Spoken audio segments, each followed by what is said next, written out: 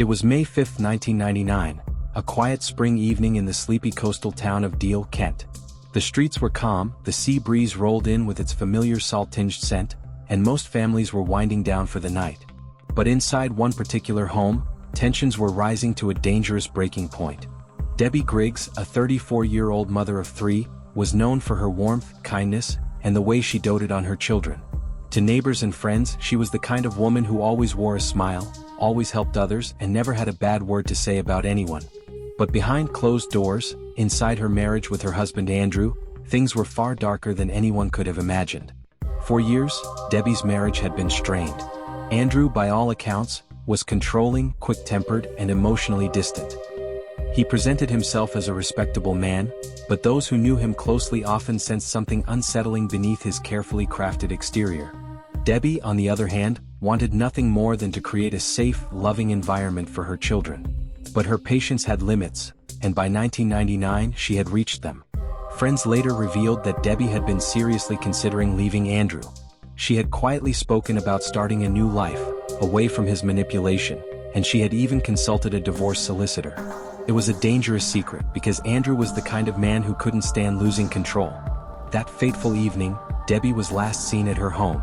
Nobody knew it at the time, but it would be the last night anyone saw her alive.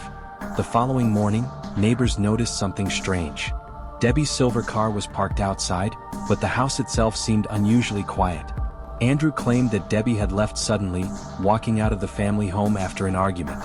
He told people she'd gone to clear her head and hadn't returned. At first, it sounded plausible. After all, couples fought.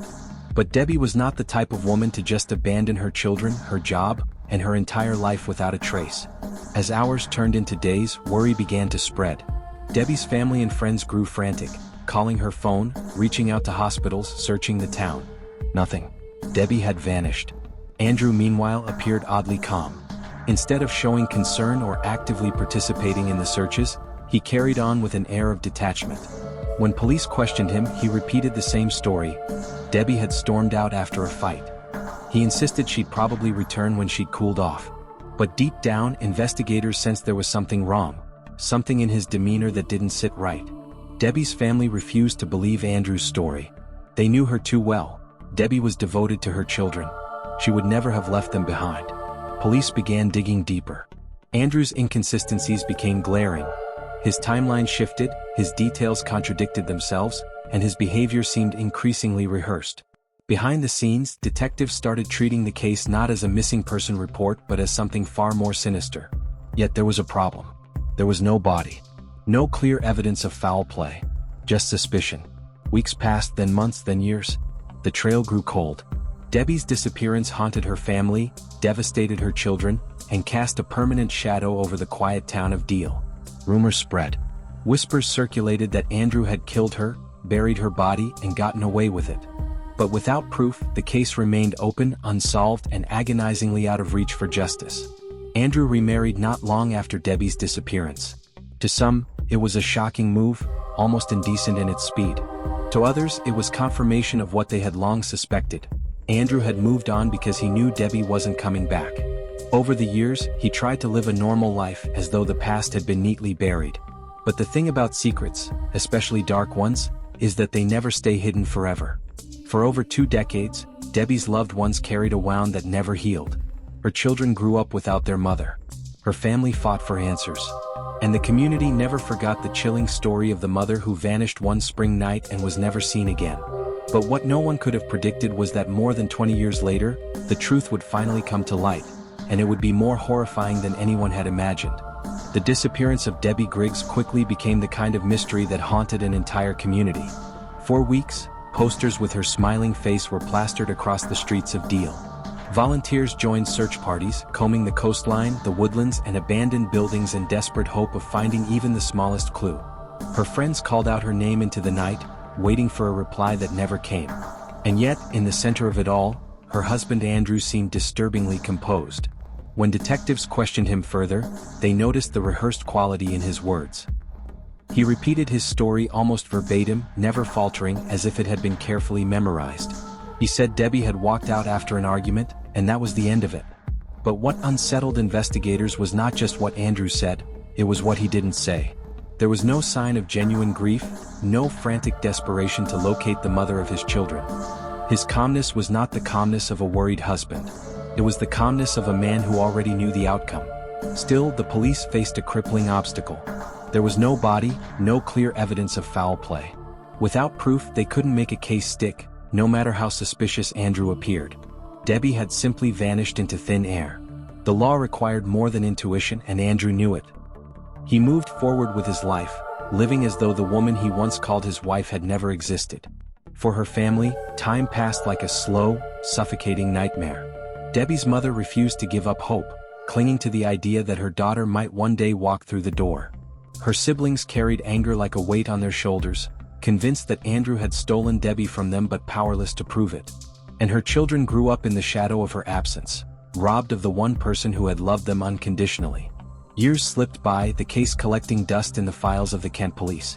But every so often, investigators would revisit it, chasing down faint leads that led nowhere. Andrew remained the central figure in their suspicions, but with no physical evidence, he was untouchable. Some in town whispered that he had buried her body somewhere no one would ever think to look. Others believed he had destroyed all traces of her existence. But there was no answer, and the silence around Debbie's fate became deafening. Andrew meanwhile remarried. He built a new life, a new home, and to outsiders, it appeared as if he had left his past behind. But beneath the surface, something dark was festering. He carried with him a secret so heavy, so grotesque, that no amount of time could bury it forever. The truth has a way of clawing its way back to the surface, no matter how deep it's hidden. In 2019, 20 years after Debbie had vanished, the case unexpectedly cracked open again. What had been cold for decades suddenly reignited, and this time investigators would uncover the kind of detail that would shock even the most hardened detectives.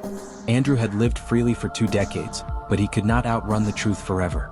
The year was 2019, and the sleepy coastal town that had once whispered about Debbie Grigg's mysterious disappearance was suddenly buzzing again. 2 full decades had passed since she vanished, but time had a way of unearthing secrets that people thought were safely buried. The police, armed with new technology and a fresh determination, reopened the case. For Andrew, who had long believed he'd outlived the suspicions, it was the beginning of his carefully constructed mask shattering into pieces. The first step in this renewed investigation was to re-examine the files. Detectives pored over old witness statements, photographs, and the inconsistencies in Andrew's testimony. Back in 1999, his explanation had been simple. Debbie left one night and never came back. At the time, it had been a plausible story, too plausible. But looking at it with modern eyes, detectives noticed what didn't add up. Why hadn't Debbie taken her car? Why had she left behind important documents and personal belongings she would never abandon? The story Andrew once spun so smoothly now looked clumsy, almost desperate. But it wasn't just the old files that caught their attention. Advancements in forensic science allowed investigators to go back to items and places previously considered irrelevant. They began re-examining the Griggs family home, even though it had long since changed hands. Walls had been repainted, floors replaced, and gardens altered. Still, the echoes of what had once happened there refused to stay hidden. Andrew had moved on with his life, or at least he pretended to. He had remarried, started fresh, and built a new identity as though Debbie had never existed. To neighbors in his new community, he was a respectable man, quiet but polite. But underneath his calm exterior, there was always a flicker of fear. Each time the news mentioned Debbie's case being reopened, Andrew felt that familiar chill creep down his spine. It wasn't just guilt that haunted him, it was the fear of exposure. The detectives knew where to begin. Debbie's remains had never been found. Without a body, their case had been weak in 1999. Now they needed proof, something concrete that could tie Andrew to her disappearance. The search led them to gardens, old properties, even waste disposal sites. But the breakthrough came when investigators traced Andrew's movements around the time of Debbie's disappearance. They discovered something unsettling. In the weeks following her vanishing, Andrew had made numerous visits to a property connected to him, one where renovations had been carried out under suspicious circumstances. By the autumn of 2019, the police had enough to act. They arrested Andrew Griggs on suspicion of murdering his wife, even though Debbie's body was still missing. For many in the town, it was a moment they never thought they'd see. People who had once whispered in pubs and cafes now openly said what they had long suspected. Andrew had never been the grieving husband. He had been the executioner hiding in plain sight. Inside the interrogation room, Andrew sat with his usual composure, but there was a crack in his demeanor. He leaned back in his chair, arms crossed, insisting that he was innocent, that Debbie had left on her own, that he was simply the victim of a witch hunt. But the detectives weren't convinced. They pressed him on the timeline, on his lack of emotion, on the odd choices he made in the aftermath of her disappearance. And with each question, the silence that followed was louder than his words. The trial preparation began quickly.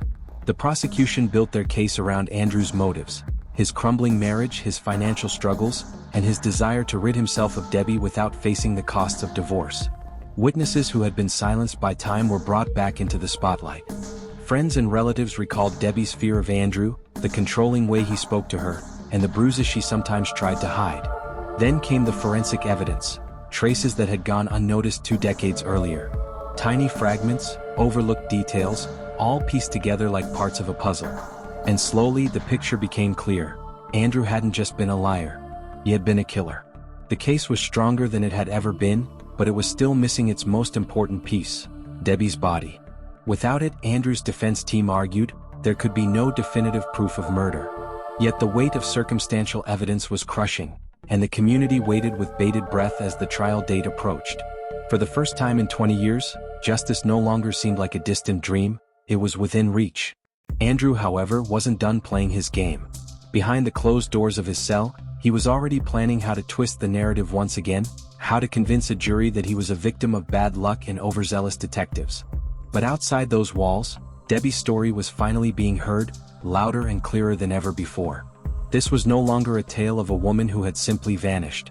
It was the unraveling of a man who had buried his sins, only to watch them claw their way back into the light. The courtroom was overflowing, every bench lined with curious onlookers, reporters scribbling furiously into notepads, and the low murmur of whispers echoing against the wooden panels. At the center of it all, Andrew sat in his crisp suit, his expression carefully composed. His posture was stiff, his hands folded tightly in his lap, but beneath that calm exterior there was a storm brewing. The trial had begun, and it was clear this would not be a straightforward case. Rachel's family occupied the first row, their grief etched into every line of their faces. Her mother clutched a photo of her daughter, unwilling to let go, while her father's clenched jaw betrayed the simmering rage he fought to contain. The prosecution wasted no time. They laid out the narrative piece by piece: Rachel's last known movements, her stormy relationship with Andrew, the suspicious messages exchanged in the weeks leading to her disappearance. The jury listened in silence, some leaning forward, captivated by the details. Each piece of evidence seemed to chip away at the polished image Andrew had cultivated. But his defense attorney was sharp, rising at every opportunity to object, to dismantle, to cast doubt on the reliability of the evidence. He painted Rachel as volatile, suggesting she had secrets of her own, carefully twisting the narrative to make Andrew appear as much a victim as she was. Witness after witness took the stand. Friends described Rachel as fearful in the weeks before she vanished, while others admitted the couple's arguments had grown more intense. A neighbor recalled seeing Andrew's car parked outside Rachel's home the night she disappeared, though he insisted he wasn't there. Each testimony was like a thread, weaving together a fabric of suspicion that grew heavier with each passing day. Still, the defense countered with precision, planting seeds of doubt wherever they could. The atmosphere inside the courtroom grew charged. Every revelation brought gasps from the gallery, every objection a battle of wills between prosecution and defense. Detectives who had worked the case for years testified, recounting the painstaking steps that had finally led to Andrew's arrest. They described the inconsistencies in his statements, the chilling details that never quite added up. Yet Andrew remained stoic, his gaze steady, as if he believed he could outlast the tide turning against him. But it was Rachel's voice, captured in old diary entries and messages, that echoed most powerfully. Read aloud in court, her words painted a vivid picture of fear, of desperation, of a young woman who knew something terrible was coming. The silence that followed each reading was deafening, as though the weight of her absence pressed down on everyone present. Andrew shifted slightly, the first crack in his carefully maintained composure. His jaw tightened, his eyes flickered downward, if only for a moment. The trial became more than just a legal battle, it was a fight for truth, a collision of narratives. Rachel's family clung to hope that justice would finally prevail, that her story would not be buried beneath Andrew's denials. The prosecutors pressed harder, their voices rising with conviction, while the defense continued to weave their web of doubt. The jury sat at the center of it all, their expressions unreadable, their verdict hanging like a shadow over every word spoken. As the days wore on, the tension became suffocating. Reporters filled the evening broadcast with recaps, the case dominating headlines, sparking debates about justice, manipulation, and the thin line between love and obsession. Outside the courthouse, crowds gathered with signs, some demanding conviction, others claiming Andrew's innocence. The world was watching and Andrew knew it. Every gesture, every glance, every whispered conversation became part of the spectacle. And then came the cross-examination. Andrew was called to the stand, and the courtroom fell into a hush so profound that even the ticking of the clock seemed louder than usual. He took his seat, adjusted the microphone, and looked directly at the jury.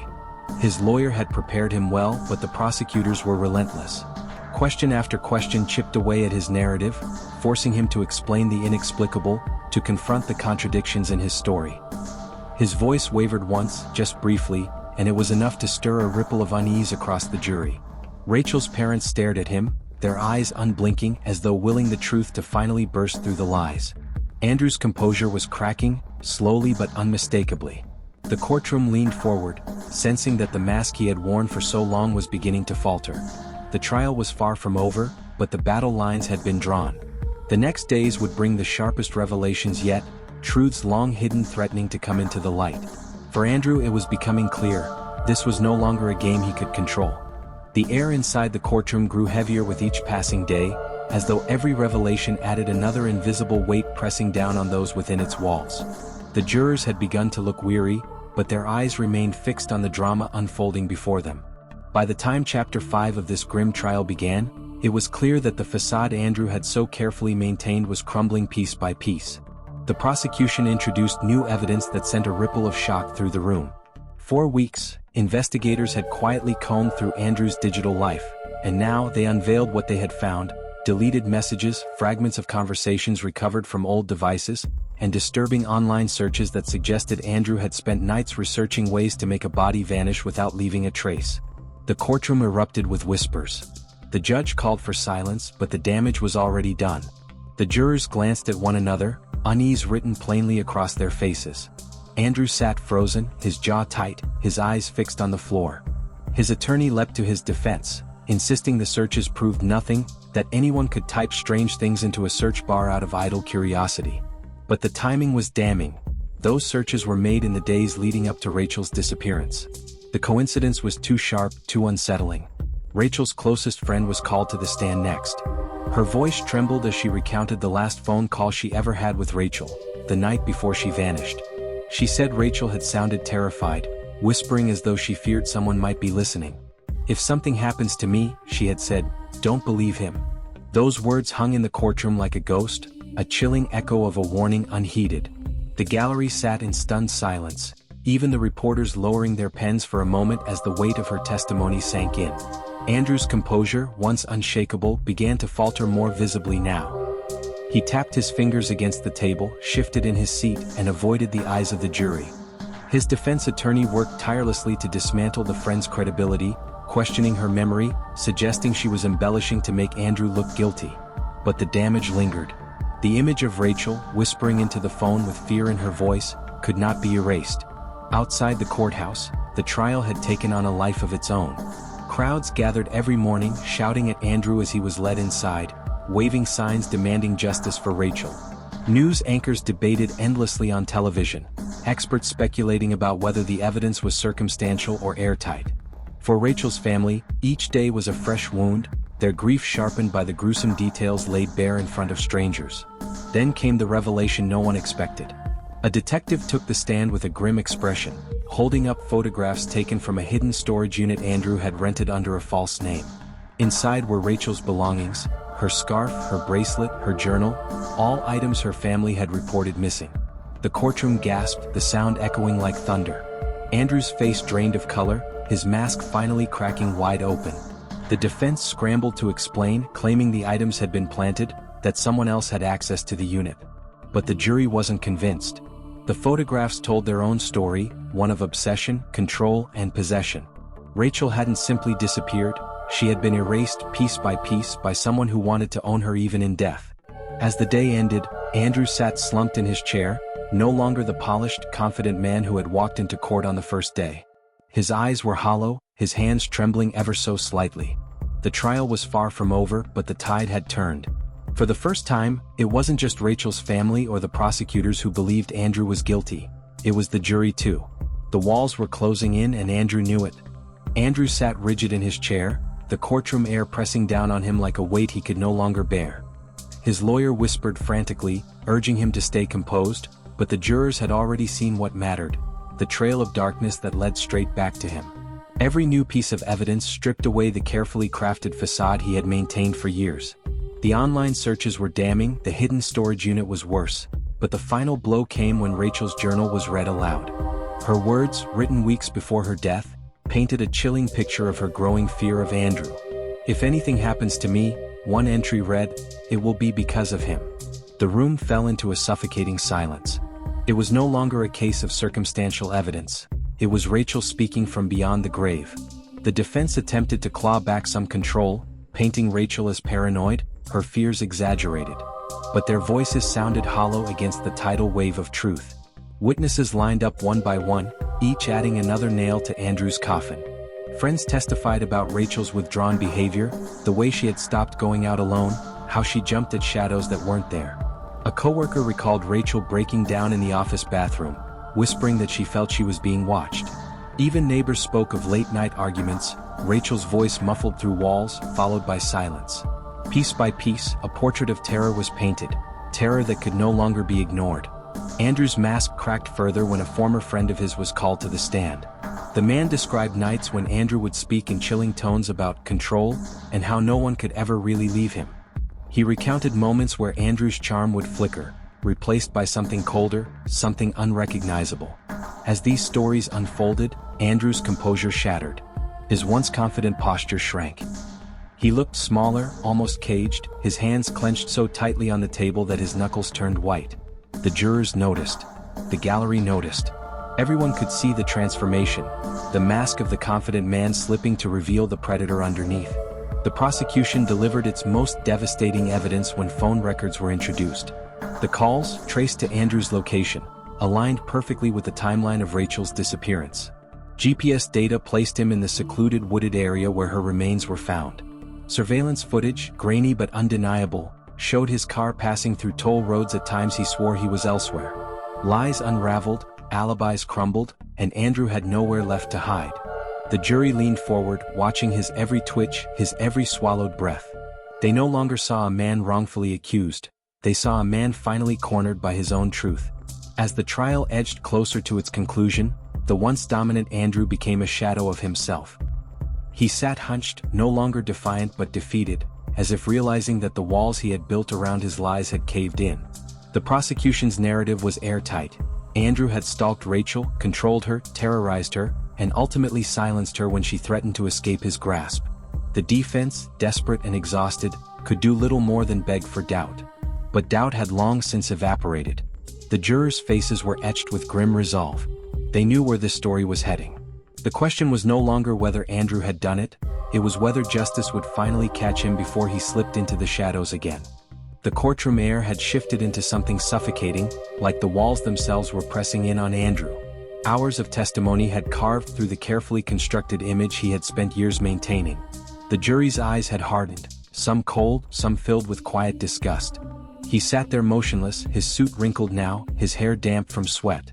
Gone was the man who once smiled for photographs beside Rachel at fundraisers and family gatherings.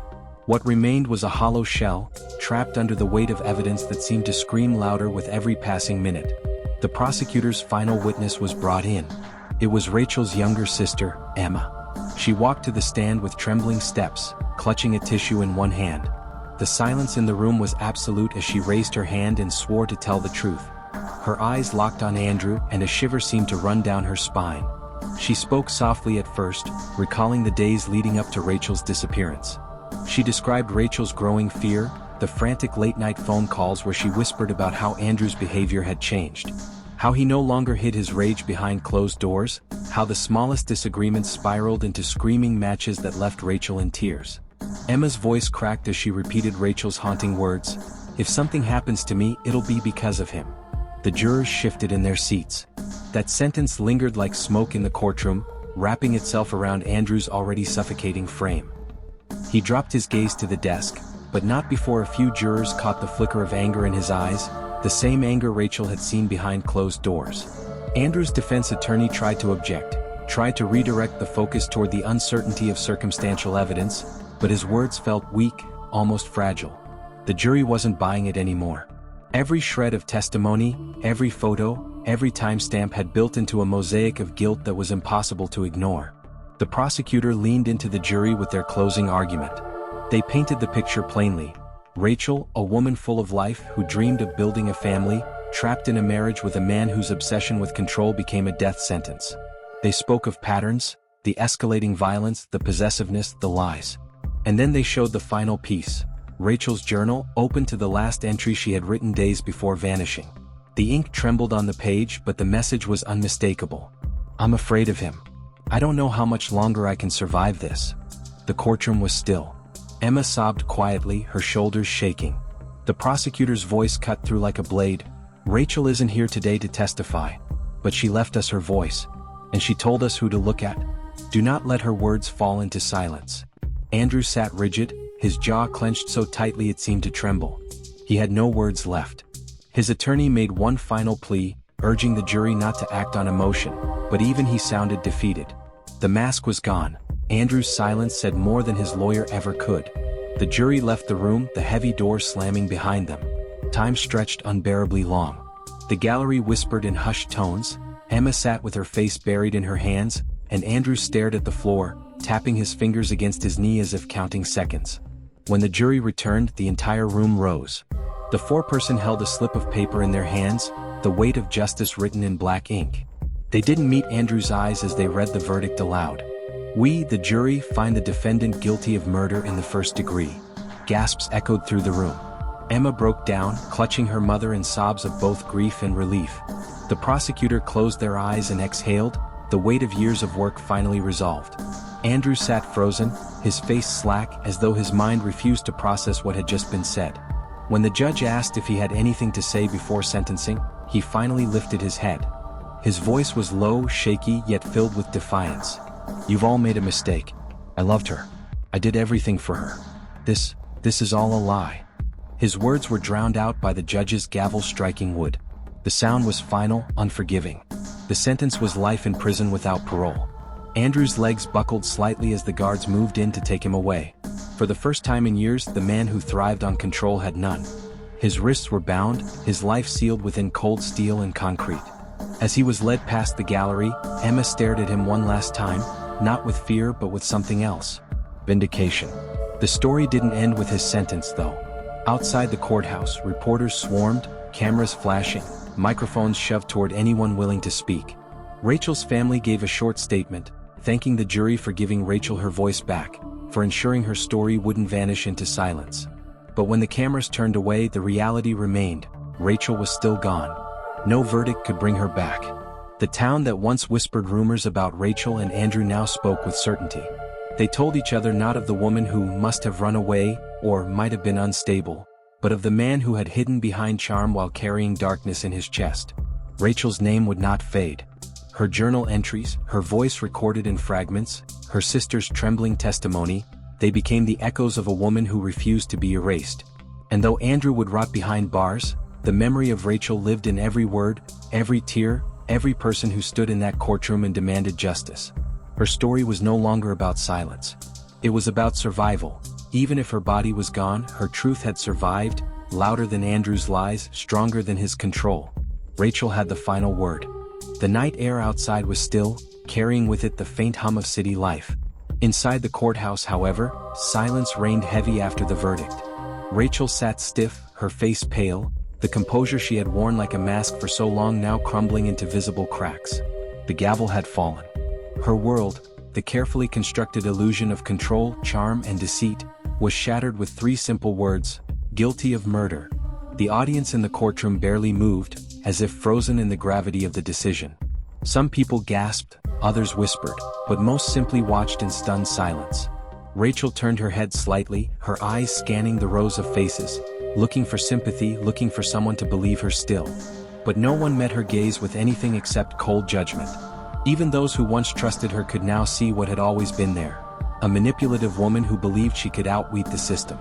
As the guard stepped forward to take her away, Rachel straightened her back, almost defiantly. She whispered something under her breath, words no one could fully make out, though some swore she muttered, "This isn't the end." Her wrists were shackled, and for the first time she wasn't in control. The courtroom doors shut behind her, the sound echoing like the final chapter in her story. Outside, the victim's family huddled together. Relief mixed with grief. Justice had come, but nothing could ever bring back what they had lost. For them, closure wasn't about seeing Rachel in chains. Closure was about finally being able to breathe without the weight of uncertainty. Still, even as they embraced, tears streamed down their faces. Victory felt hollow when achieved through so much pain. Rachel's life behind bars became the grim reality she had once scoffed at. Gone were the tailored dresses, the false charm, the carefully rehearsed lies. Now it was steel doors, cold walls, and the silence of a cell. She tried, in those first weeks, to manipulate other inmates, to charm guards, to claw back some sense of control. But here her games fell flat. Everyone had seen her mask stripped away. The woman who thought she could play God in other people's lives was now just another inmate, stripped of power, her name etched in headlines as a cautionary tale. For those who followed the trial, Rachel's case became a chilling reminder of how evil can hide behind the most convincing smiles. People whispered about her for years. Students in psychology classes analyzed her, books were written, documentaries produced. Yet at the heart of it all, one fact never changed. She had taken a life, and no amount of deception could erase that truth. The final note of her story wasn't her courtroom performance, nor her desperate pleas of innocence. It was the silence that followed. A silence heavy with the weight of truth, the collapse of lies, and the cold reality of justice finally served. And in that silence, the world moved on. Families healed, the public shifted its attention to the next case, and Rachel's name slowly faded from the headlines. But for those who lived through it, who stared into her eyes and saw the monster behind the mask, the memory would never fade. Rachel was proof that sometimes the most terrifying evil isn't the one lurking in shadows, it's the one smiling right in front of us. The story closed not with her redemption but with her downfall. And that was all the justice anyone could hope for.